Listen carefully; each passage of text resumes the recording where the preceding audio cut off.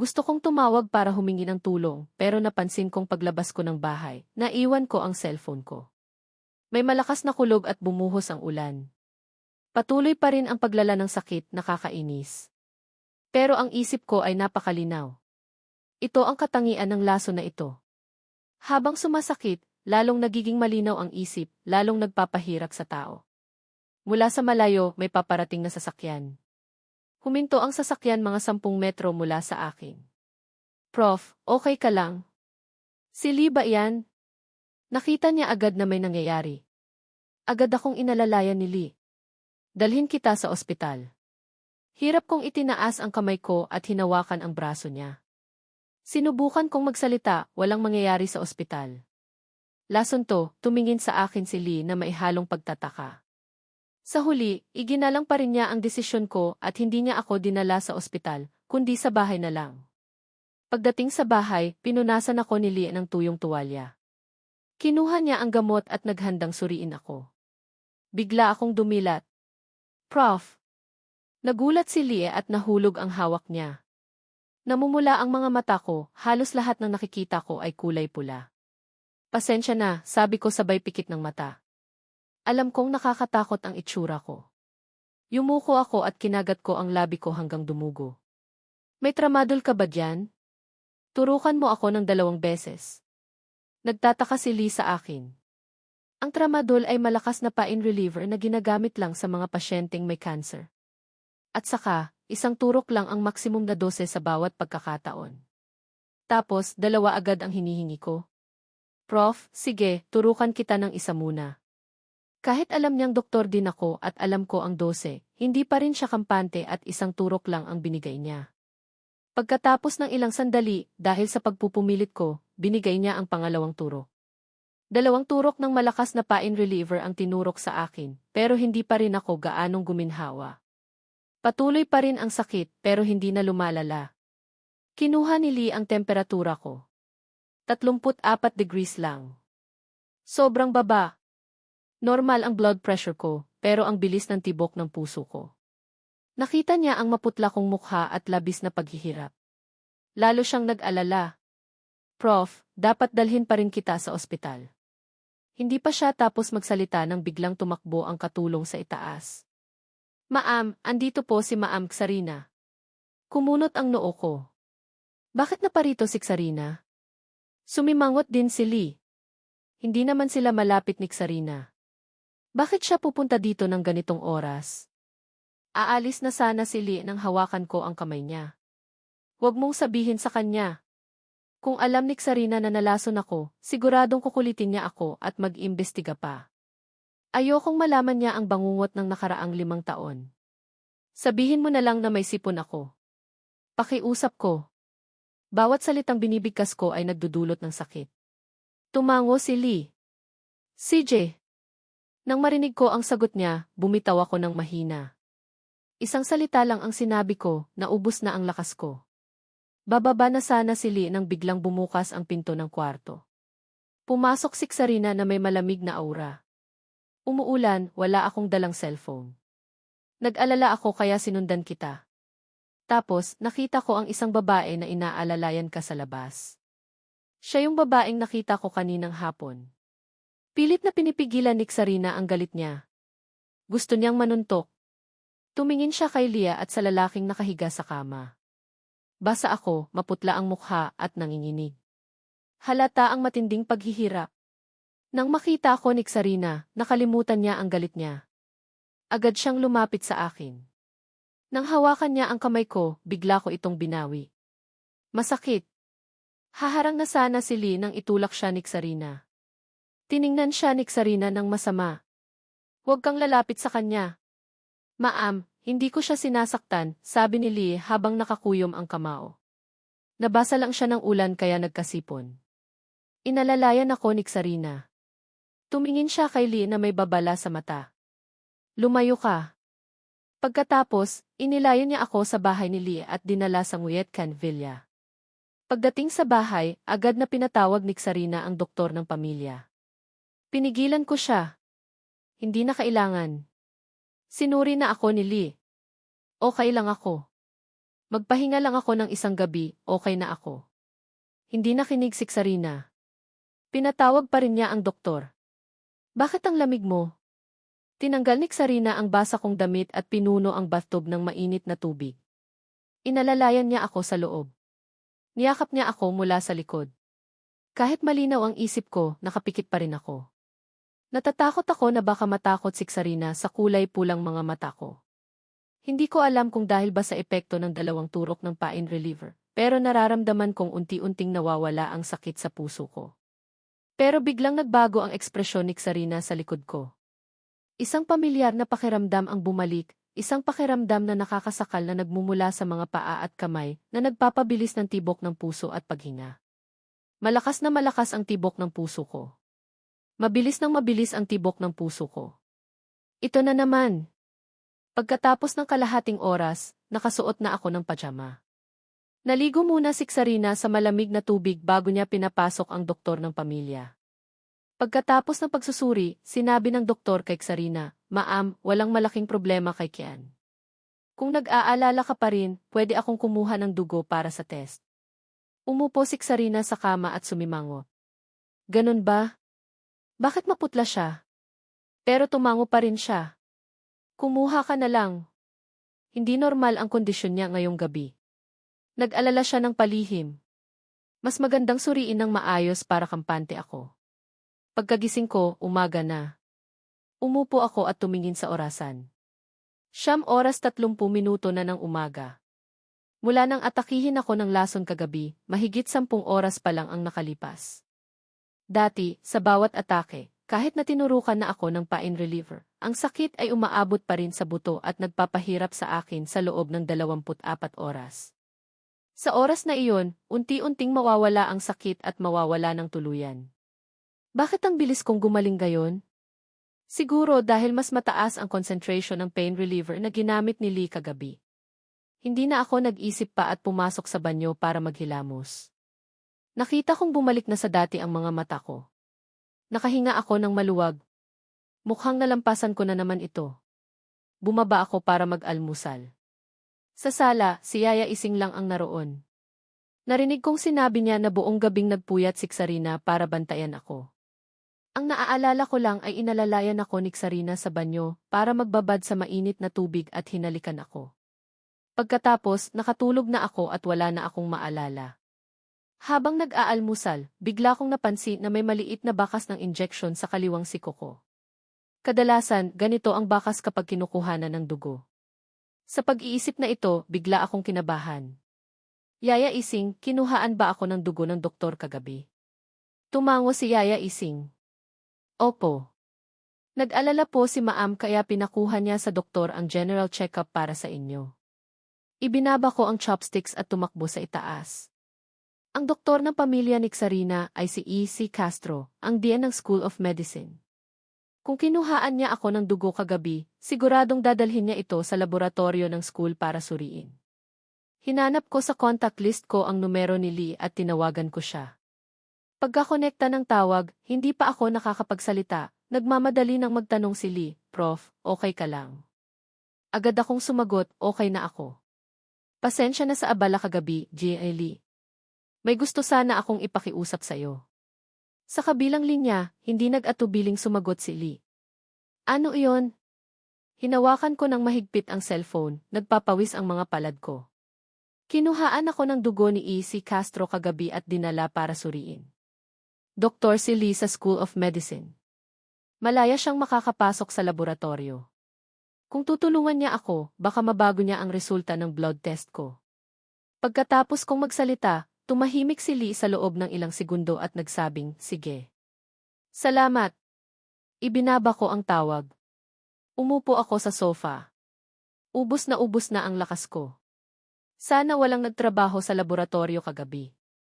Hindi pwedeng malaman ni Sarina ang laman ng dugo ko. Pero paano kung lumabas na ang resulta at naipadala na kay Sarina? Hindi pa rin ako kampante. Kailangan kong pumunta sa kumpanya at hanapin si Sarina. Sa Haji Day Corporation, may meeting si Sarina. Hindi ko siya nakita, pero nakita ko si Kienzmin sa opisina niya. "Anong ginagawa mo dito?" Tiningnan ako ni Tianmin nang masama, hindi itinatago ang galit niya sa akin. Kaninang umaga, tinawagan siya ni Dicky at sinabi na gusto siyang makita ni Xarina. Natuwa siya ng labis. Hindi niya inaasahan na pupunta rin ako. Tiningnan ko siya. Siyempre hinahanap ko si Xarina. Akala mo ikaw? Mumisi si Tianmin hindi ka mahal ni Xarina. Kung patuloy ka lang nadidikit sa kanya, lalo ka lang niyang kamumuhian. Umiti ako. Hindi niya ako mahal, pero hindi rin naman kita mahal. Anong ipinagmamalaki mo? Galit na galit si Tianmin kung hindi dahil sa'yo, mahal na sana ako ni Xarina. Kung hindi ka lang biglang sumulpot, asawa na sana siya ng pamilyang Tianf ngayon. Kumalma si Tianmin mahigit 10 taon na kaming magkakilala ni Xarina. May nararamdaman pa rin siya para sa akin. Ngayon lang sinabi sa akin ni Xarina na pumunta sa opisina niya. May importante daw siyang sasabihin sa akin. Sigurado si Tianmin na nakita na ni Xarina ang mga litratong pinadala niya kahapon at napagtanto ang totoong pagkatao ni Kian, kaya nagpasya siyang sundin ang payo ng kanyang mga magulang at magpakasal sa kanya. Sa pag-iisip na ito, lalong lumapad ang ngiti ni Tianmin naniniwala ka ba na sa isang salita ko lang, paiiwan ka na ni Xarina? Tiningnan ko siya. Subukan mo.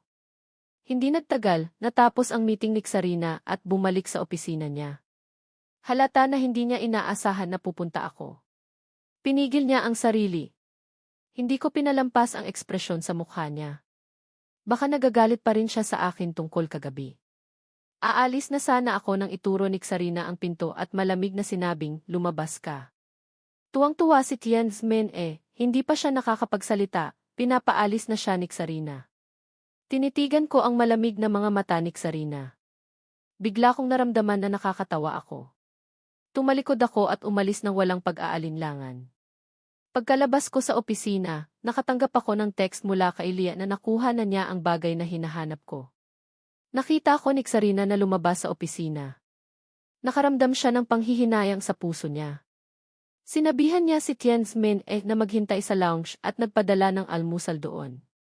Naalala ni Xarina ang maputla kong mukha at nakaramdam ng sakit sa puso niya.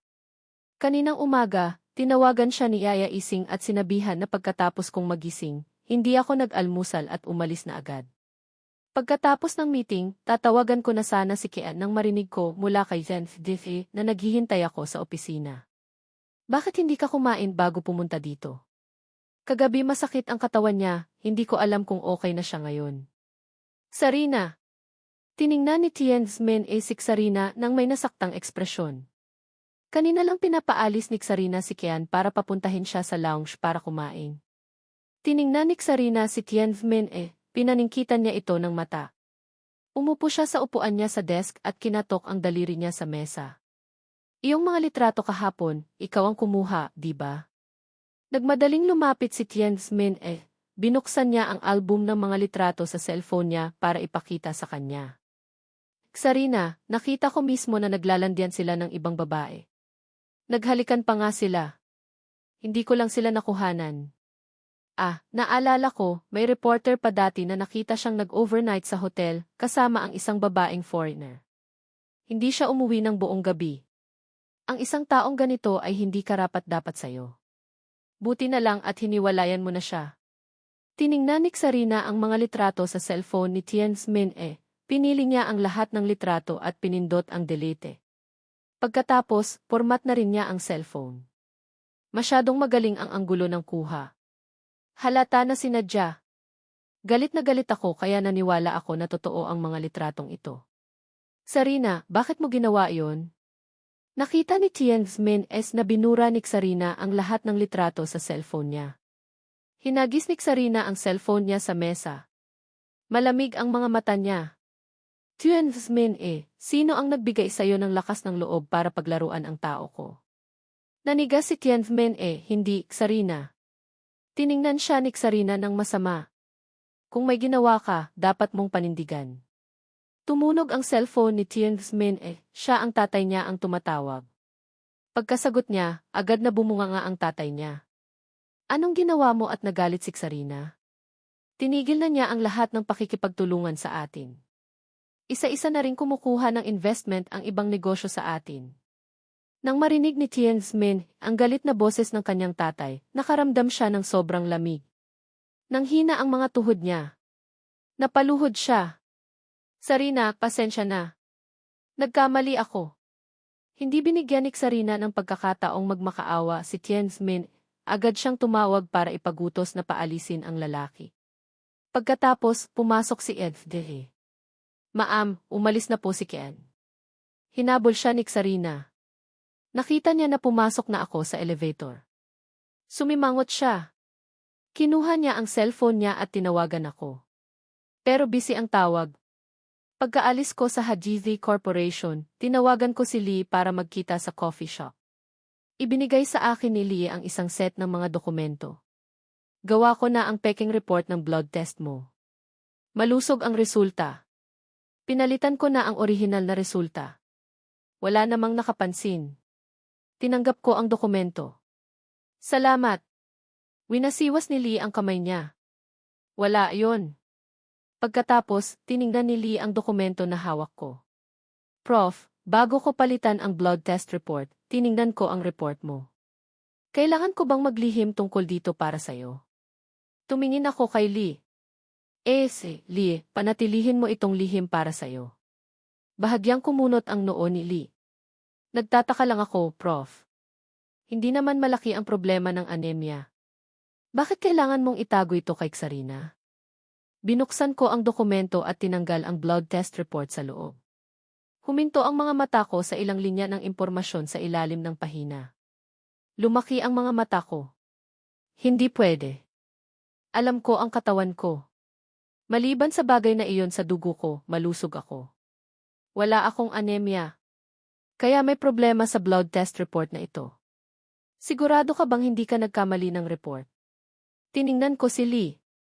Umiling si Lee. Hindi pwede. Tama ang oras ng pagpapadala ng sample at tama ang impormasyon ng pasyente.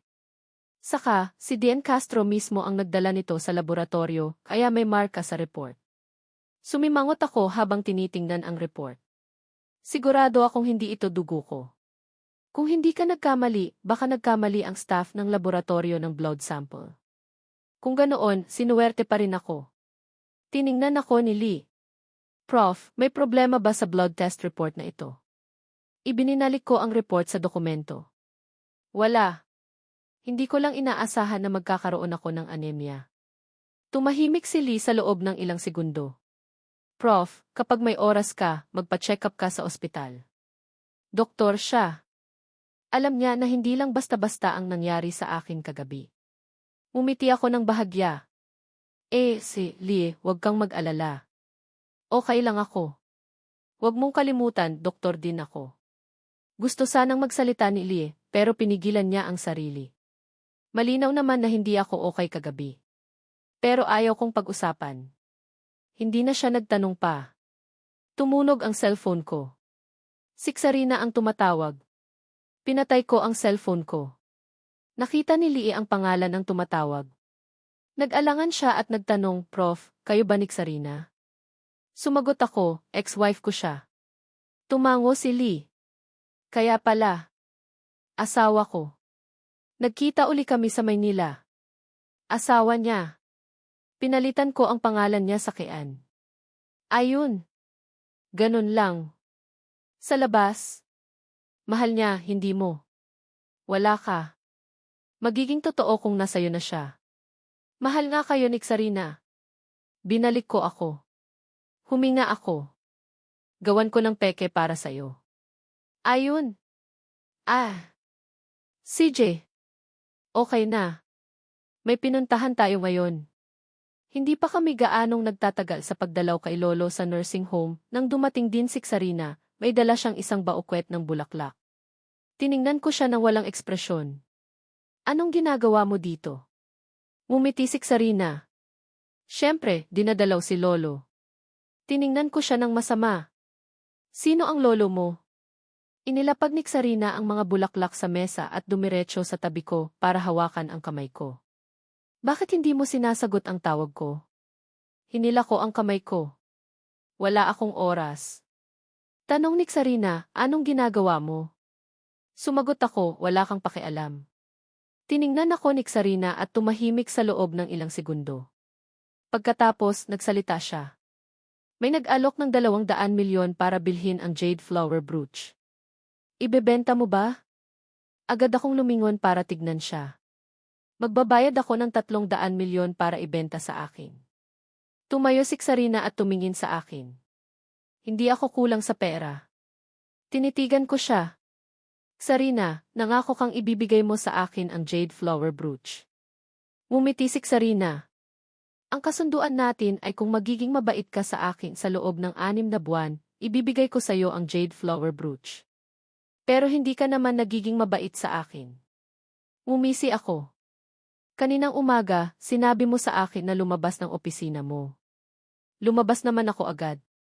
Hindi pa ba ako nagiging mabait sa'yo? Sumimangot si Sarina at hinawakan ang kamay ko. Sinabi ko sa'yo na lumabas para hintayin ako sa lounge. Sinabi ni Yaya Ising na hindi ka nag-almusal kaya pinadalhan kita ni Enfde. Pero umalis ka. Hindi mo rin sinasagot ang tawag ko. Kumislap ang mga mata ko. Ganon pala. Akala ko, pinapalabas niya ako dahil nakakaabala ako sa oras niya kasama si Tianmin. Humakbang si Sarina at hinawakan ang kamay ko. Kian, mahal, kung magiging mabait ka lang sa akin, kahit anong gusto mo, ibibigay ko sa'yo. Tiningnan ko si Sarina na biglang naging malambing. Medyo nagulat ako. Medyo weird siya. Ano kaya ang binabalak niya? Tiningnan ko siya na may pag-aalinlangan. Kahit ano. Tumango si Sarina. Kahit ano. Tumikom ako. Ang gusto ko naman talaga ay napakasimple. Hindi ang jade flower brooch. Tumunog ang cellphone ni Sarina. Kinuha niya ito at tiningnan ang caller V. Nanlamig ang ekspresyon niya. Galing ang tawag kay Cesar. Hiniling ni Cesar na bumalik si Sarina sa lumang villa. Sabihin mo na lang sa akin sa telepono, sabi ni Sarina. Ayaw niyang bumalik. Mula nang mamatay si Lolo, bumabalik lang siya sa lumang villa tuwing holiday. Katulad ko, wala rin siyang magandang alaala sa lugar na yon. Nagalit si Cesar. Pinutol mo ba ang pakikipagnegosyo sa pamilya Giens? Sino ang nagbigay sa'yo ng karapatang gawin yon? Ilang dekada na ang pagkakaibigan ng pamilyang E at pamilyang Giens, malaki rin ang kita natin dahil sa kanila. Saka, nakita ng ibang kumpanya na pinutol mo ang pakikipagnegosyo sa pamilyang Giens, kaya isa-isa na rin nilang kinakansela ang kontrata nila. Isang araw lang, nalagay na sa peligro ang pamilyang Giens. Hawak ni Sarina ang cellphone niya. Kailangan ko bang magpaalam para gawin ang mga bagay na gusto ko? Galit na galit si Cesar sa kabilang linya. Sarina, hindi mo ako tinuturing na ama. Kung talagang naging masama ako sa'yo, hindi na sana nag-exist pa ang pamilyang Gien sa Manila, sabi ni Sarina bago pinatay ang tawag. Tiningnan ko siya nagulat na gulat.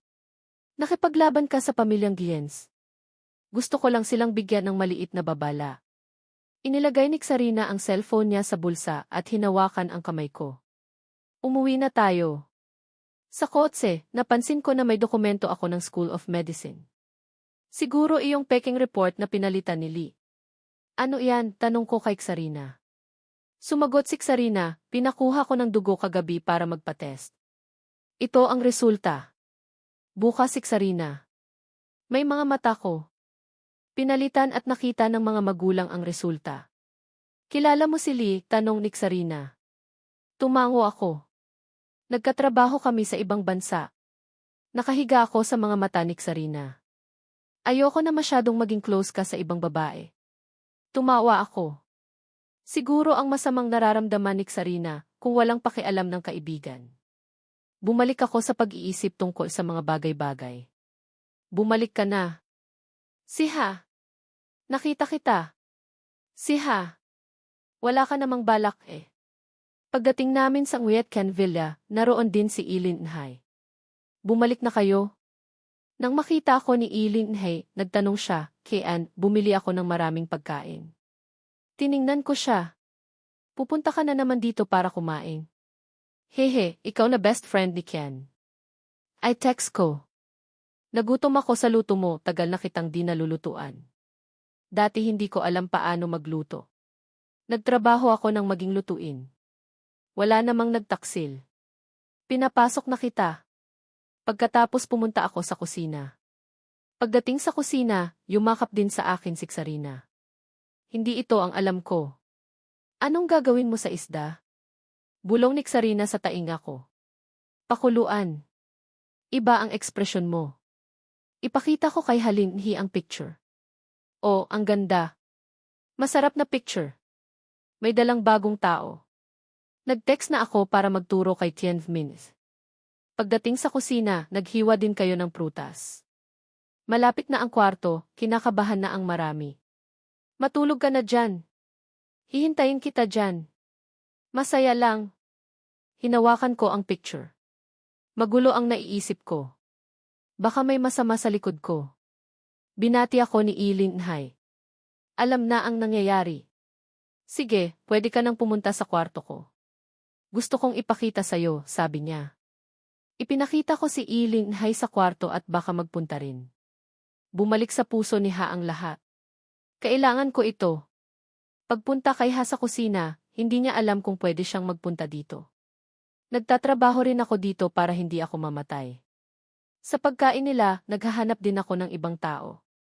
Ano ang gusto mo? Tanong ni Sarina kay Ilinhay. Sino ka ba? Gusto ko ba magpakasal sa'yo? Masyadong maganda ang loob ng mundo ko. Nakakagulat. Nang magpunta ako kay Ha, nang hindi na tumitingin sa akin ang iba, nalaman ko na wala na ako sa kanila. Pagkatapos nakatulog na ako. Hindi nila ako sinasagot. May pag-aalala, baka wala na ako sa ngayon. Pumasok na kayo. Anong ginagawa nyo? Anong nangyari sa kanila? Sige. Gusto pa namin malaman. Nandoon din si Ha. Sabi nga, nakahanap din sila ng taong tutulong sa akin. Tapos gusto na sana nilang isama ang pamilyang Gien, sabi niya sa akin. Ngayon, pinasabi ko rin ang sasabihin ko sa inyo. Kailangan kong magtrabaho ng maayos. Sa inyo. Pagkatapos, sa susunod ulit. Tapos, tutulungan na nila ako. Dahil wala naman na sa loob ko. Ikinakahiya ko dahil masama kayong tingnan ang mundo ko. Sinabi mo ang sasabihin ko. Sa inyo. Ang dami nating magagawa. Nang malaman na nangyari nga iyon, hindi na sila tumingin ulit sa akin. Baka mamaya babalik na naman sila ulit sa akin. Hindi ko nasasabihin. Sa ngayon, wala na ako. Nagpunta kami dito sa hospital. Hindi na ako magtatagal dito dahil marami pa kaming gagawin. Pa-check up tayo. Dito pa lang pala sa loob namin, kailangan ko na naman. Nagtatago kasi ako. Si Ha. Nagbalik na sila sa inyo. Minsan pa ulit. Ano, di ba? Sino ako? Kung hindi mo naman. Matagal pa pala bago ako magkaroon ng nararamdaman. Masyado na ba akong tumatanda? Nag-alala kayo sa akin. Sa ngayon, hindi naman talaga natin kailangan. Kung wala talaga, hindi na lang. Nagbalik na lang ako sa ngayon. CJ. Sige, magkita na lang tayo. Pagkatapos magtagal ni Ha, nagpahinga siya sa itaas. Tapos, bababa na rin ako. Tapos, sasabihin ko rin sa inyo. Ang dami talagang nararamdaman ni Ha. Hindi naman. Dahil wala naman akong nararamdaman na. Kung wala naman ako, hindi ko na lang sasabihin. Sa susunod ulit na lang. Ang dami ko nga talagang nararamdaman na eh. Tapos ngayon hindi naman na kayo. Sabihin mo lang, hindi ko na kayo talaga pinaniwalaan dati eh. Ano ba? Sino ba talaga kayo? Wala na kayo sa labas. Sa inyo. Sa lahat ng nararamdaman ko. Wala na po ako. Pagkatapos na si Ha. Nagkita kayo dyan eh. Ang pangalan ni Ha. Dahil ang dati, marami talaga kayong nararamdaman na eh. Ano ba talaga kayo? May nararamdaman pa ba talaga kayo para sa susunod niyong gustong gawin? Ano na ba talaga ang nangyayari? Dati. Sa lahat ng kayo. Sino ba talaga sa kayo? Hindi na talaga natin maintindihan. Ano na ba talaga? Bakit? Nagbigay ng babala noon na sa pagitan ng Ha ay 4 na po na sana nangyari. Pero hindi niya masabi sa sinuman ang nagawa niya. Huwag na lang sana nila masabi kahit kanino. Sa pagbabalik namin doon. Sa una naman ng mga araw. Marami naman daw dapat pang gawin. Sino ba ang susunod? Hindi namin alam. Nagpapanggap lang po sa kanila. Ipinakita niya talaga sa akin ang lahat ng nararamdaman ko. Hindi kami magiging maligaya dito. Baka masamang loob kami dito. Hindi ka talaga. Huwag mo na talaga magugustuhan. Kahit kailan. Huwag mo naman. Wala naman sana tayong pagkakamali na makagawa sa kanila. Sa ganoong bagay. Sa lahat ng taong hindi naman talaga tayo. Dito na lang talaga tayo sa kanila eh. Kung paano ko nalalaman sa kanya. Magugustuhan niya rin sana tayo. Hindi ko na sinasabi sa iyo eh. Hindi ko siya talaga mapapaniwalaan. Baka ito ang magtatapos sa akin. Sa inyo na naman kasi. Anong nagawa namin? Sa pangalawa. May ginawa ka na pala. Kailangan mo talagang malaman. Ito na lang. Sana nakalimutan ko na. Sa inyo. Sinabi na po sa akin. Pabalik na. Sa inyo. Hindi naman namin kayo talaga pinababayaan. Kung pinahahalagahan mo ako. Ito naman talaga ako, eh. Huwag mo naman ikakalimutan. Salamat talaga. Sa ano? Kailangan ko ba talagang mapapaniwalaan?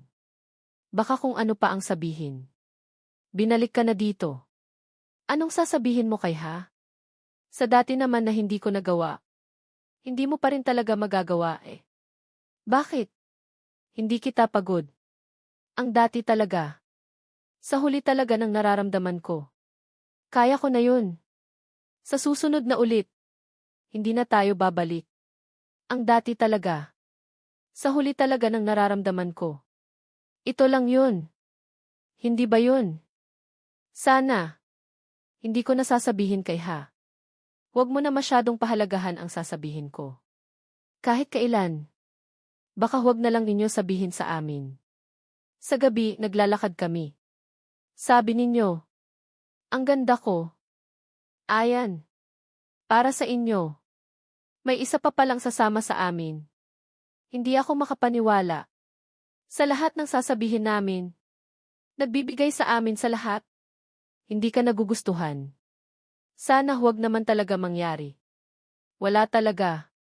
Baka sa ano. Sige, sa susunod na lang ulit. Sa nagawa naman namin ng sama. Sana mapatawad mo. Sa lahat ng nagustuhan ko. At sa lahat ng inalis mo. Kaya naman ako nagkagusto sa inyo. Sana ngayon maging masaya na kami.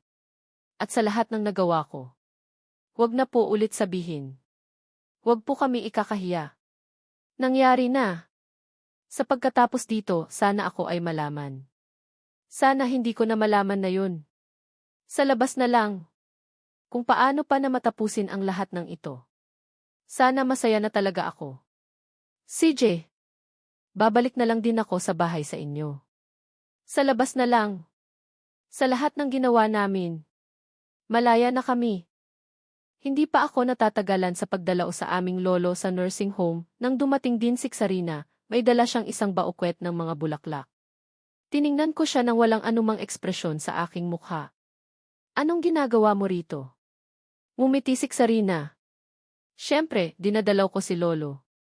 Tiningnan ko siya nang hindi nagugustuhan. Sino ang lolo mo? Inilapag ni Sarina ang mga bulaklak sa mesa at dumiretso sa aking tabi, hinawakan ang aking kamay. Bakit hindi mo sinasagot ang aking mga tawag? Hinila ko ang aking kamay palayo. Wala akong oras. Tanong ni Sarina, anong ginagawa mo? Sumagot ako sa isang malamig na tinig, hindi iyan importante sa iyo. Tiningnan ako ni Sarina at tahimik sa loob ng ilang segundo bago siya nagsalita. May inaalok na isi 200 milyon para sa jade flower brooch. Ibebenta mo ba? Agad akong lumingon sa kanya. Magbabayad ako ng ihighi 300 milyon. Ibebenta mo sa akin. Inikot ni Sarina ang kanyang mga mata sa akin. Hindi ako nagkakaproblema sa pera. Tininitigan ko siya. Sarina, nangako ka na ibibigay mo ang jade flower brooch sa akin. Ngumiti si Sarina. Ang aming kasunduan ay kung magiging mabait ka sa akin sa loob ng 6 na buwan, ibibigay ko sa iyo ang jade flower brooch. Ngunit hindi ka nagiging mabait sa akin. Sumimangot ako.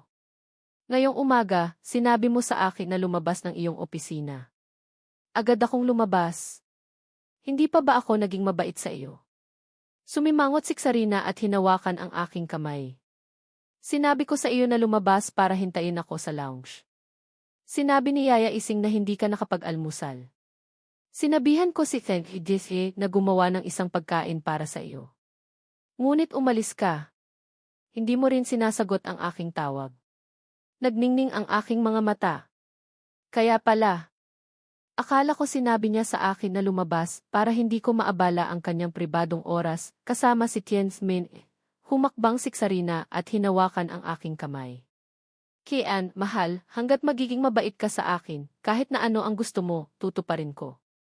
Tiningnan ko si Sarina na biglang naging malambing. Medyo natigilan ako. Medyo hindi siya karaniwan. Ano ang kanyang binabalak? Tiningnan ko siya ng may pag-aalinlangan. Kahit ano. Tumango si Sarina. Kahit ano. Tikom ang bibig ko. Ang gusto ko naman talaga ay napakasimple. Hindi ang jade flower brooch. Nagring ang cellphone ni Sarina. Tiningnan niya ang caller V at nanlamig ang ekspresyon niya. Ang tawag ay galing kay Cesar. Hiniling ni Cesar na umuwi si Sarina sa lumang villa. Sabihin mo sa akin sa telepono, sabi ni Sarina. Ayaw niyang bumalik. Simula nang mamatay si Lolo, bumabalik lang siya sa lumang villa tuwing holiday. Katulad ko, wala rin siyang magandang alaala sa lugar na iyon. Nagalit si Cesar. Pinutol mo ba ang iyong pakikipagtulungan sa pamilya Giens? Sino ang nagbigay sa iyo ng karapatang gawin iyan? Ilang dekada na ang pagkakaibigan ng pamilyang E at pamilyang Giens, malaki rin ang kinikita namin mula sa kanila. At saka, nakita ng ibang mga kumpanya na pinutol mo ang iyong pakikipagtulungan sa pamilyang Giens, kaya nakansela rin nila ang kanilang mga kontrata sa amin. Sa loob ng isang araw, napunta ang pamilyang Giens sa panganib. Hawak ni Sarina ang kanyang cellphone. Kailangan ko bang magpaalam bago ko gawin ang gusto ko? Nagalit si Cesar sa kabilang linya. Sarina, hindi mo ako itinuturing na isang ama. Kung talagang masama ako, hindi na sana nag-exist pa ang pamilyang Giens sa Maynila, sabi ni Sarina bago pinatay ang tawag. Tiningnan ko siya, nagulat. Nakipaglaban ka sa pamilyang Giens. Gusto ko lang silang bigyan ng isang maliit na babala. Inilagay ni Sarina ang kanyang cellphone sa kanyang bulsa at hinawakan ang aking kamay. Umuwi na tayo. Sa loob ng kotse, napansin ko na may isang dokumento ng School of Medicine. Siguro ang peking report na pinagpalit ni Lee. Ano iyan? Tanong ko kay Sarina. Sumagot si Sarina, pinakuha kita ng dugo para magpa-test kagabi. Ito ang resulta. Buksan ang cellphone ni Sarina. Mayroon akong mga mata. Ito ay binago at ipinapakita sa mga magulang. Kilala mo ba si Lee? Tanong ni Sarina sa akin. Tumango ako. Nagkatrabaho kami sa ibang bansa. Si Sarina ay nakahiga sa akin. Pinalitan at nakita ng mga magulang. Ayokong maging masyadong malapit ka sa ibang babae. Tumawa ako. Siguro ang masamang nararamdaman ni Sarina kung wala na ang isang kaibigan. Babalik ako sa pag-iisip ng mga bagay-bagay. Bumalik na tayo. Itong nangyayari. Maging mas matatag. Pagdating sa Nguyat Ken Villa, naroon din si Eileen Nhay. Bumalik na kayo? Nang makita ko ni Eileen Nhay, nagtanong siya, Kian, bumili ako ng maraming pagkain. Tiningnan ko siya. Pupunta ka ba rito para kumain? Pagdating sa kusina, hindi ko alam kung magiging okay ka ba sa iyo. Hayaan akong magtrabaho sa iyo. Pinapasok mo ako at kinumusta mo. Pagkatapos pumunta kayo sa akin. Hindi ko naman nalilimutan na kayo na rin. Kaya gusto ko talaga kayong makita na kayo rin. Pagkatapos bumalik kayo. Ang dami namang nangyayari sa nararamdaman ko. Baka talaga kayong tumagal. Baka hindi na talaga ako makakabalik. Pagkatapos bumaba kayo. Ayan, nagtanong lang kayo. Sinong gumawa niyan? Nagbalik na rin kasi ako sa gawa niya. Hindi ko alam kung nagtagal ka ba talaga. Sa lahat naman ang dapat sa kanila. Hayaan mo na lang sila. Kahit ano pa mangyari sa kanila. Dahil nagawa nila ang lahat. Hindi ko na alam. Hindi na kami nakapag-usap ulit dahil busy na ako. Hindi pa kami talaga masaya sa nararamdaman namin na yun. Hindi nga. Kaya ang alam ko na lang na ang sasabihin ko sa inyo. Hindi ko talaga maintindihan ang nararamdaman ko.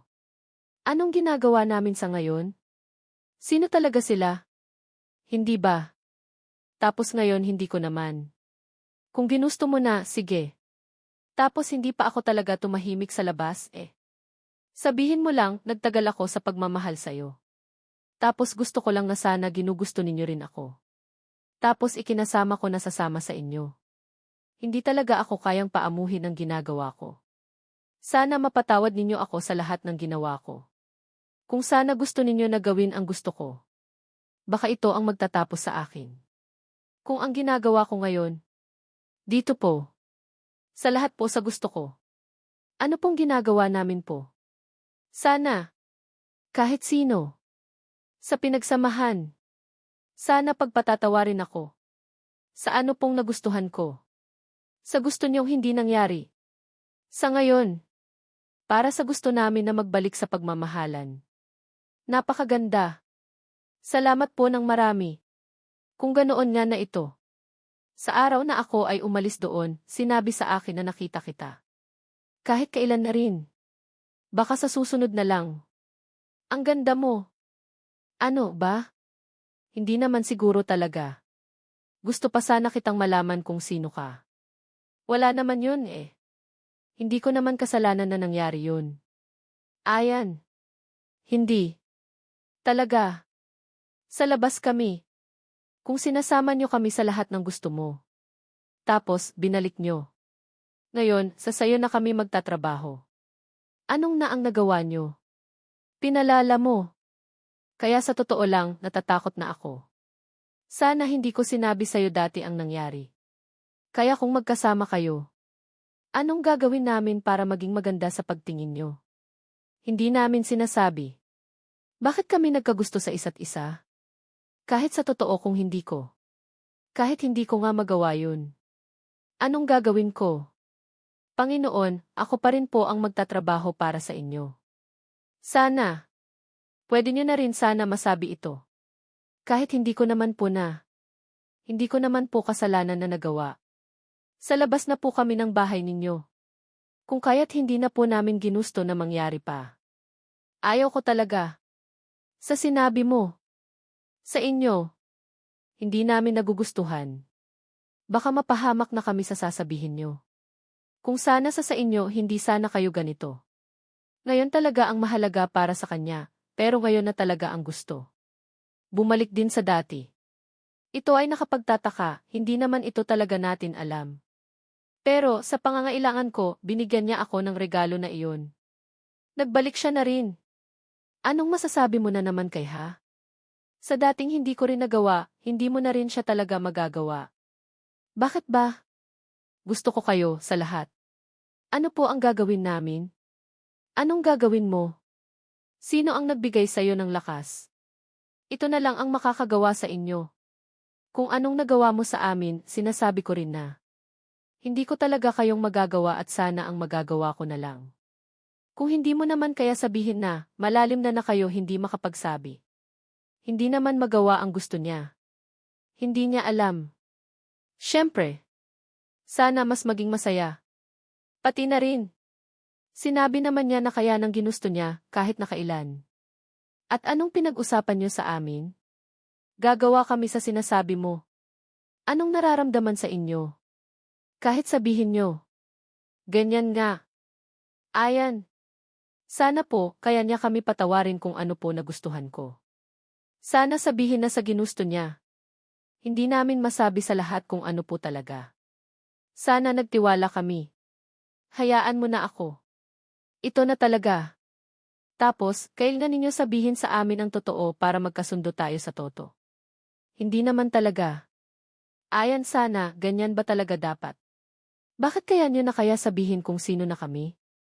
Hindi namin. Maaari na kaming pumunta. Baka kayan kayo saan. Tapos na, sinasabi sa ngayon. Kung anong tinutulungan sa min sana makalapit sa kayamanan. Ayan po, sana sinasabi na ito. Ano po na yung sasabihin mo? Kung nagawa niyo na nangyari ng ganito. CJ, basta hindi pa malinaw ang sa amin tapos hindi mo kami maiwanan. Magkasama. Dahil malapit na kaayos sa mga puso natin. Gusto mo na rin sana sa lahat ng sasabihin namin, sana wag na rin mangyayari at magtiwala sa min kahit kanino. Hindi ko sana kayo pagsisihan. Sa pagbabalikan nyo, masaya kami sa inyo kung malaya na kami. Gusto ka na talaga niya makita sa kung ano ka nagawa noon. Wala na tayo nagkakamali na magawa natin na masabi sa kanila. Sa lahat po. Ito na sa lahat kung nasaan na po kami. Sa lahat po naming ginagawa, matutunan na naman kayo mahal po. Huwag ka po talaga pagmamahalan. Ang problema noon. Hindi po talaga. Hindi pa talaga totoo. Kung saan may galit ako. Hindi ba pwede yun? Anong ginagawa mo dito? Ito na po magsimula. Hindi ko pinapaniwalaan na yan. Nagustuhan nga nila sa amin na nagawa sa amin. Sa inyo lahat. Dito sa inyo ngayon. Hindi kami. Nagkasama kailanman sa inyo. Anong nangyayari na? Hindi kita paghihintayin. Ito sana katotohanan. Sa totoo lang, hindi ko naman kayo pagnanais. Itong naabot namin. Hindi. Ayan yung sasabihin ko. Hindi nga kayo binibigyan sa mga nararamdaman. Tapos, sinasabi na rin sana ang lahat na gagawang sa amin. Sana. Ito nga na lang hindi nyo nasasabihin ano. Pagkalipas ng sandali sinasaktan kita. Ibigay na kami sa nakalipas. May alam na kaming sinabi noon. Anong sasabihin natin? Hindi ka namin gagawin sana. Nagpagaling na kami dahil nagkagusto kami.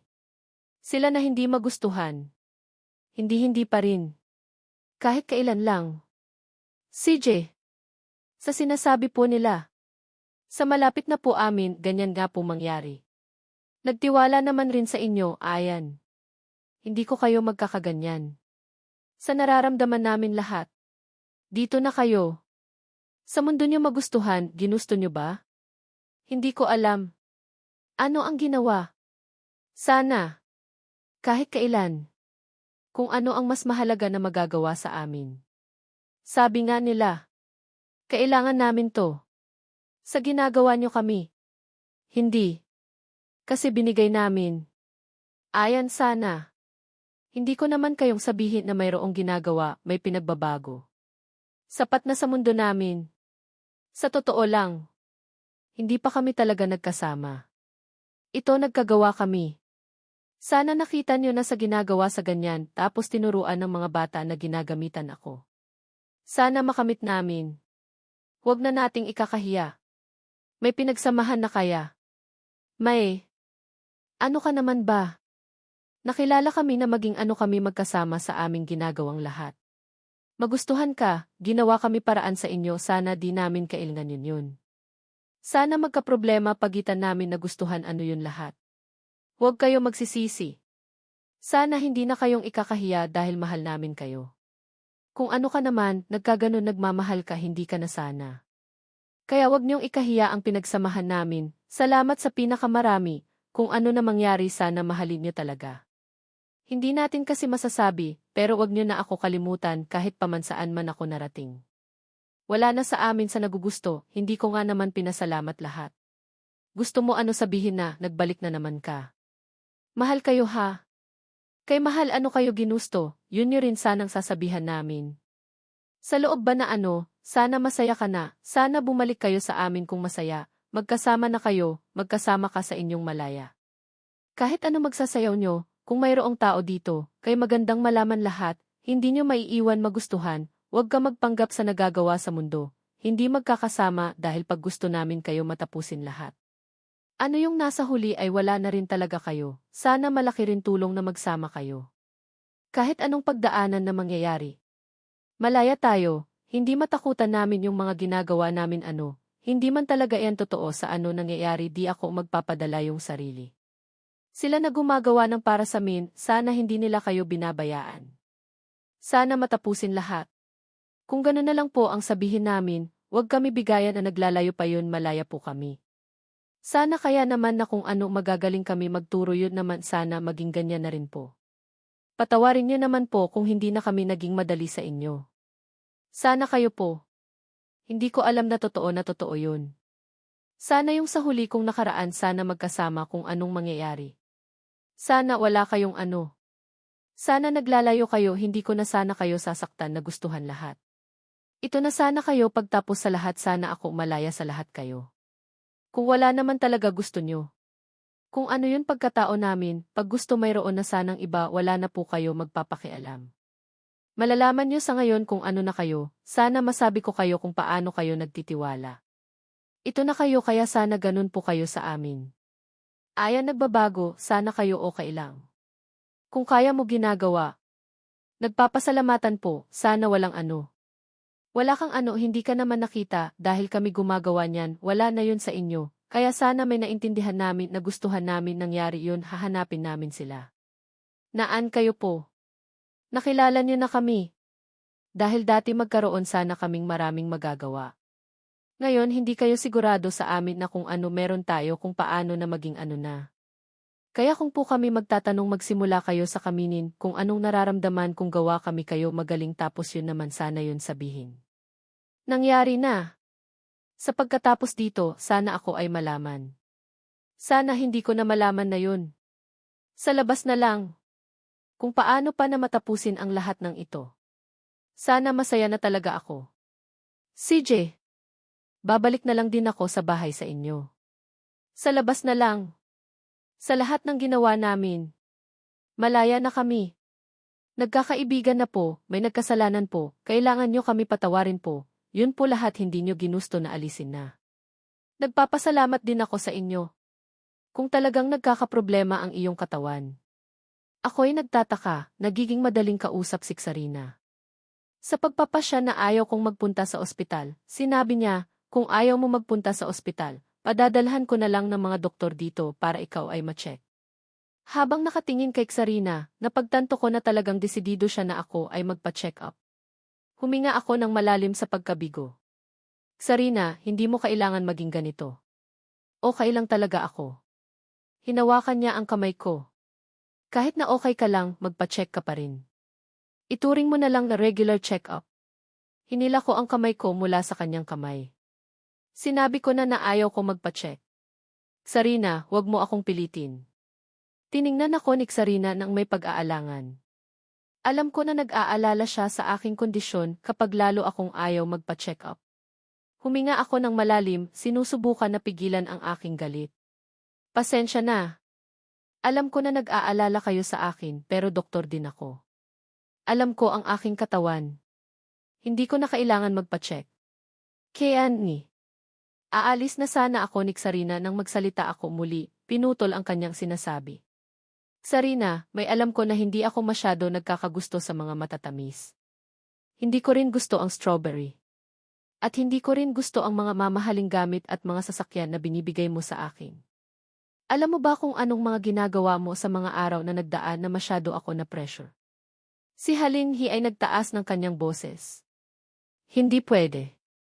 Talagang nagustuhan mo na ang mga bagay na iyan. Hindi ko siya pinansin. Bago pa, alam ko naman na hindi talaga ako masaya, kaya gusto ko rin kumain ng mga masasamit para mawala na ang nararamdaman kong yun. Tumahimik bigla ang paligid. Pasensya na, tumingin sa akin si Sarina, nang hihinayang. Akala niya ang mga bagay na ginawa niya noon ay mga gustong-gusto ko. Hindi pala, nakadarama lang ako ng pressure. KN. Pupuntahan na sana ako ni Sarina nang bigla ako umiwas sa kanya. Hayaan mo itong sabihin sa'yo, Sarina, sa totoo lang, malinaw naman sa'yo sa mga nagdaang panahon, malayo sa lahat na dito nakatira at sa mga gusto mo rin, malinaw talaga na dahil sa Gyansdisho. Kaya kung nagbago ka o anong ginagawa mo, hindi ko man maibabalik ang puso ko sa'yo. Hindi na pwedeng maging kayo. Alam ko. Masyado na akong nakakakita sa malayo tapos dumadalaw sa'yo sa ibaba. Nag-alala ako lalo. Ginamit ko lahat ng kalakasan sa gusto niya gawin yun. Huwag na huwag ako paglulukohin. Sumama niya ako kay Sarina sa pangyayaring yun. Wala man lang ako nakita sa kay Sarina. Ang masakit ay sinabi sa akin na tikian. Ito talaga hindi kaya ko, alam ko ba, sa kahit kailan sa mundong ito na magagawa niya yun kung may gusto na kayo kung ganong bagay yun. Tinulak ko siya at nakasakit. Sumugod yun at bumalik ako sa kwarto ko. Bumalik ako sa ginagawa ko. Galing na nakatulog ko habang nararamdaman kung ano galingan kami kayo. Pagkalipas lumakas ang mga pangyayari alam ko na ganun yun nangyari. Binabawi ka na kayo. Lumaki ako hindi dahil sa kanila. Nang gabi doon magkasama. Kahit ano. Kaya kayo ay. Hindi natapos kayo tapos bumabalik dito. Bumalik kayo sa ganun at lahat po sa inyo nagawa sa akin ganoong bagay. Lahat ng sinabi ko sa'yo. Kung sa ganun, ito hindi nagdala kayo saan mo sa ginawa at binili na namin magsama ka kayo. At masama ka. Binabalik ka sa kayo dahil ang Bisens Gisuho. Pero wala naman kayo ano sasabihin. Baka sa totoo na ikaw ay nasa tabi na at sana hindi na ikaw nag-uusap.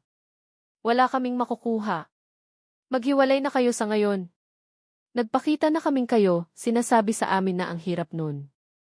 Huwag mo kami gawin paglulukohin. Pagmamahalinan kung meron kayo, hindi ko sana kayong sinakatan ngayon. Ito sasaktan ko sana kung ano kaibigan ko magagawa sa sasabihin kami na ang magiging sa nangyayari na yun ginagawa kayo kung ganun sana magkaroon na kayo ng magandang. Gusto pa sana kung anong ginagawa namin, sana kayong gawa sa lahat na gawa sana makikinig kami sa inyo yun sana nagiging matagal na. Gusto kong makasama sa iyo pero hindi mo rin alam ang mga puso ko sa iyo. Sana sa iyo. Kung anong kaya, yun naman po kayo isasama ko rin. Sa pangangailangan kung sino sa inyo. Baka hindi na po kami pwede sabihin. Tapos itago na yung sasabihin namin. Kung yan po ang talaga natin gagawin. Hindi rin pwede yun talaga ang puso ko, hindi yun talaga hindi kaya. Sana kung ano talaga gusto nyo na makatulog magkasama at sabihin na wag kami mag-isip na baka walang iba yun na gawa lahat ng yun, kaya wala na talaga, hindi na pwedeng magagawa. Sa kanya. Kung magkakagusto sana kayo sana hindi mangyayari talaga. Ano na ang mayroon sa puso sa aming dalawa? Hindi makakatulong at yung nararamdaman kung gaano ka magustuhan na ituring kaming ganito, hindi sana nakakagawa sa lahat ng masamang kaya namin talaga. Sana hindi nakita kung gaano ka kabababa sa loob na sana ang magyayari sana, hindi namin itong natapos sa lahat po kami na yung matututo ano naniwala ganyan yung nagkaroon ng magandang nangyari kung ganun po yung amin ano nangyayari. Sana wala nang ano sana magsasabi. Yung toto sana ikaw nagdesisyon sa ginawa kung saan nakita na totoo. Nagbibigay amin lahat alam na hindi pala masaydo nakagawa yung sasabihin ko, hindi na ako makakapunta sana may mga nagbibigay lahat ginawa kung gusto kayo lahat sana maging matagal sana. Kung hindi na matagal baka na maging ganoon sana huwag na makinig sa mundo namin, wala namang nagbago sana hindi nyo masabi yun kasi mayroon naman palang totoo na ginagawa yun hindi ganun dapat sinasabi. Sa amin ganun sana matagal sana. Sa lahat sa gusto ginagawa sana hindi ko nga alam, sinasabi nyo alam na wala kang nagusto at gumaling na kami kayo dahil nagmahal sa. Sana hindi masaktan sa susunod. Nagbalik na rin. Kung hindi tama sa ginawa sa kanila sa sinasabi kung anong gusto niya, sana hindi niya binago kami lahat na binigay niya yun nagmahal sa atin ang totoo. Sa kanya po ay may nakahingi yun may nagkagusto sa kanya. Sa ganitong lugar, hindi nagkaroon ng karapatan mag-usap kay sana maging mahirap sa totoo na gugustuhan, kung may nagawa sana okay kayo sa lahat gumaling na ako sa pagmamahal sa inyo. Kung ano nalalaman ay wag ka dapat magpanggap ganyan dapat kayo sasabihan namin. Hindi ba totoo ginusto nyo rin sana hindi kailangan yun, sana okay lang ginawa. Para sa gusto nyo itutuloy yun ginawa nyo wag kayong magsasabi kung ano magiging resulta. Sa ngayon kayo na ba yun? Hindi naman namin nasasabi na kung ano talaga pagkatao nyo, hindi rin namin sigurado sa inyo saan nagawa na lahat. Naghihiwalay na, sana sa lahat namin ginagawa sa malaya na hindi namin talaga maiwan yun ginugusto ninyo yung sana nagtatapos din sa totoo lahat po ginawa. Hindi makahinga sa loob ng nagawa kung sana totoo kami lahat, ano naman gagawin ngayon kung totoo? Ano wala nang babalik pa? Para sa inyo na ito po talaga ang gusto namin magkasama pwede pa po kaming ibalik kung hindi nakikita namin yun sana ano ginawa namin lahat pwede nang mangyari sa inyo maging okay ka rin. Sa likod wala na yun, sana walang nakikita anong mangyari, pero mas mahirap pa na sa amin makikita yung problema, para wala kang maiwan sa ginagawa namin ganun sinasabi kayo galing sa labas gawa mo kung magugustuhan namin. Kung anong talaga gusto nyo. Maghihintay lang kami sa ginagawa sa hindi gusto ituturo kung paano natin gagawin lahat wala nang magpapabagal sa ginagawa sana nagiging lahat. Wala nang nakikita sa amin sana ginagawa nyo rin totoo. Hindi ka namin binibigyan ng karapatan mag-usap kung may nagustuhan ginawa yun sana wag mo sabihin yun. Kung gumaling pa na namin ang ginagawa sana sabihin sa namin kayo, sana kayo ang tunay kung may sasabihin lahat sana wag magpanggap kung anong sinabi nyo. Sinabi namin lahat yan sana ginawa ganyan ano nang nakaraan, malaya nagpapasamalat kung anong gusto nyo sa lahat hindi naman po namin ikakahiya lahat na gawa sa kanya. Basta nagbibigay kaming pagpasalamat sa gusto. Nagkikita sana nagbigay nagtagal sana, hindi wala nagustuhan na maging matino gusto ng pagwi sa aming mundo na lahat nagkasala wag namin sinisisi pagpasensyahan. Para hindi ka nakakita, kung hindi naman to ang amin wala na namin puwersahan. Huwag niyo sana masabihan kasi nasaktan kami kasi hindi ganun nagustuhan. Sana sa sasabihan nagustuhan ang isa't isa. Para po sa lahat sa huli hindi kami gaganti at gumagali kayo yun lang sana sinisigurado ko na sana makakaya ginagawa ninyong lahat walang hindi nagkikita kami. Kung ano pang mga pangyayari sana makagastos din. Sa mga puso nyo sana lahat kayo sa huli sana lahat na realize wag matakutan. Kung ito ang lahat na kaya wala naming may gusto kung makasakit kayo sana huwag ka sana makikipagginagawa ganito kung ginagawa totoo naman dapat kung makagawa nagkikita wag sana gumawa sinabi kung paano po namin ginagawa gusto namin na lahat. Magtapos sa ginawa lahat malinaw. Kung makakakilos pwede po ibibigay pa sana kayo magustuhan pa hindi kayo masisiraan sa kanya pa rin ako. Hindi lahat sa amin na yung alam. Hindi namin gagawa ng masama sa magagawa kung may kailangan kami sana sa susunod mas malaking ginagawa. Sana sa ginawa ko wala kami kinagusto. Sana na ano mas gugugustuhan niya, yun sana yun nagawa na lahat na sana hindi kayo ganito. Sa nagtagal ko dito, nagpapasalamat ko sa inyo, at sa susunod ay magiging hindi magkalayo tayo. Sana sabihin niyo na ito ang magagawa na ginagawa ko, na makita niyo ako na napakalapit sa lahat sana alam namin na hindi ka namin kayang makapagsaya sana masabi na rin sa isa't isa ang pangako na makikita kung sana magsasama. Hindi pa namin kaya nagagawa sa ginawa yun. Sana ang malaman kung kayo ginagawa sa kabilang sa susunod. Hindi ganoong madali magawaan ang kabilang ng ginagawa ng lahat. Itong mga magsasabi kailan gawa ng lahat sana totoo na sinasabi kaming lahat. Basta sabihin na lang sa namin ginagawa na hindi magpanggap para hindi kayo mabigla sa ginawa sa mundo. Ito sana ano binuksan mo ako dahil sana ganun na kayo para sa iyo, ito na malayad. Marahil ay may nangyayari na sa iyo talaga. Sumagot sa kanya. Hindi ko maging malinaw at sasabihin ko sa iyo kung magaganap ang totoong magkaibigan kung ano pa nga ginagawa kung kaya sana hindi na po. Hindi ako nagtiwala lahat yung mangyayari noon kung ginagawa ba na hindi ko sinabing gusto kung ano ka dapat nandoon nagpapasensya, hindi na magsusumbong lahat. Sana hindi nagpakita magkaroon masakit ganito po nagiging hindi kami malaya. Hindi ako magtatagal sa kanya sa bawat nagkakagusto. Sa amin sana hindi nagtagal pa at hindi magkasundo pero sa aming totoong magkakabait meron pa rin.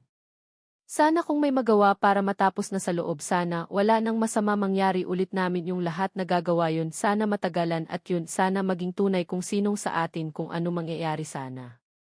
Hindi po na sa loob sana huwag nyo na kami pahirapan. Ganun nga. Basta sana huwag nyo kayong maulit na sana na mas masakit po lalo sa lahat gagawa namin. Kaya sana lahat huwag nyo po kalilimutan sana ano mayroon sa atin sana hindi na po kayo malungkot. Sana po ganun. Sa totoo gawan nyo yun lahat na sa nagugustuhan na talaga kami. Ano yun hahanapin namin sa lahat wala na, tapos nagiging ganoong nalungkot ang nangyari. Sana matutunan na kayo na anong mas gusto. Kung ganun sana makita na ano ang nangyari sa ginagawa na wag na rin ganito na magsisiraan na gustuhan lahat sana kami lahat. Sana maalala namin magkakagustuhan namin sana mayroong may magagawa na gustuhan namin malalaala namin nagkasama saan hindi maghiwalay. Hindi namin nagawa ng magkasala sana yun. Sana wag maano ang malinaw sa ano sasama kami ganun lang sana magawa.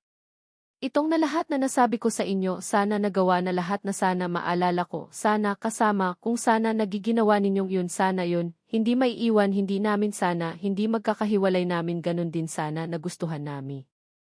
Sa loob po, sana wag namin ikahihiya lahat na nagawa basta kami magpapasalamat sa gusto nyo. Sana matapos po sa lahat, sana kayo sa lahat naghiling sa amin. Kung anong ganoong nakuha, sana may nasabi na kayo nagawa ito na. Kung hindi ko man sana magkaroon ng kasalanan at kaya magtatagal yun. Bakit sana kami magkaroon po ng ganto? Ganoon nga nagawa namin, sinasabi ko ang lahat, tapusin ko yun, sana kayo nagustuhan sa mga susunod pang mga ginagawa. Kung lahat po kayo na kaya wala sa amin na gumagawa, hindi ko naman talaga nasabi sa labas kami kung anong gusto ninyo yun. Huwag ako gaganyan, sana may magandang magkasama, sana ang lahat masaya na ngayon. Sana kaya kaming mahalin sa ngayon, huwag sana matakot, ganito na po kung paano sa amin hindi magiging mahina. Sana ito ang nagawa namin, sana lahat maibalik saan man. Sana pwede lahat magkapatawad. Sana maganda yun ang may magkasundo. Huwag lahat, sana ginagawa nyo rin kayo na gusto magpaumanhin sa inyo ngayon. Ito gawa namin. Para sa malungkot ito, sana hindi sana ako nagmagpakita, ginagawa ito ngayon. Kung hindi ko to ginawa, sana may magawa. Sana hindi masakit at dapat masaya, ginagawa to. Ito kasi. Ito sana ang binuksan, sana kung hindi lahat yun ganito, nagpapasensyahan, nagpakabait yun, wala nagtatapos lahat kung pwede. Hindi sana kami magsalita, yun po ang sinasabi sana sa iyo, kung anong sasabi kami. Kung may gumawa ang mga kaya, kung wala na hindi kami nakisaya na lang sana. Kahit hindi yun makaya, dapat kayang lumayo. Ito ang putoto ang nararamdaman. Sana maghinalang, hindi kaya talaga maalis na namin, sa totoo lang, sana wag magtatagal din. Itong nagawa na yun, sana kayo lahat magpapatawad, sana totoo. Basta sana kayo magiging sinasabi yung kayo nagbabala, wag kayo paakita kung kaya nyo nang gawain ito. Kung kami pinili, sana manahimik sa mundo, hayaan na lang kayo, ganun na po kayo. Sana. Kayang mayroong hindi na kailangan kayo yun, binibitawan kayo.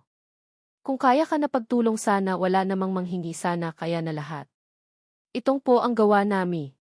Kung ganito nyo ginawa lahat po na makakabuti, sana yun makita lahat na makikita namin, may magmamahal lahat na sana masabi yun nagpapasalamat, iba sana itong binigay niya.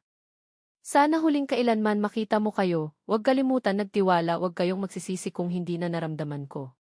Sana maging matino lahat kami. Sana lahat magbigyan, sana maayos kung kayo magaling po, na sana sa lahat ay wag kami sana na maala-alaan. Sana hindi mo malaman. Ito na binabawi ka sa kanila, na sana maayos kami. Nagbibigay gusto kay, hindi nagtagal po. Sana hindi na po namin kayo ganyan. Sana maging maingat po sa iba. Kung sa amin ganoon yun, hindi ko sana maganap ang aming paningin, sana kung sa langit kayo na magpakailan, sa nagawa ng lahat ayaw nyo na.